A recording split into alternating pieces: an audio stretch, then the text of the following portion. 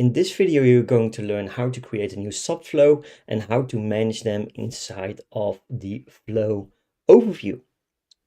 As you can see, every chatbot starts with a main flow. This is considered to be the starting step of your chatbot. So this could be the onboarding or the welcoming flow, where new users get to interact with your chatbot. To create a new flow, you can just press the top right blue button plus new subflow. From here, you will be able to select 3 different kinds of subflows. The first type is just the channel specific type flow. So it's a regular flow. In this case, it's Telegram. But if you're building a messenger bot, for example, the Telegram will be replaced with Messenger. It's a regular flow where you can build anything you like to.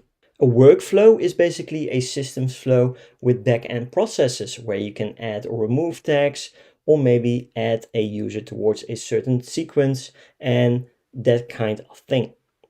With the function flow, you will be able to prevent creating repetitive flows, like asking for certain emails. You can just send them towards the function flow.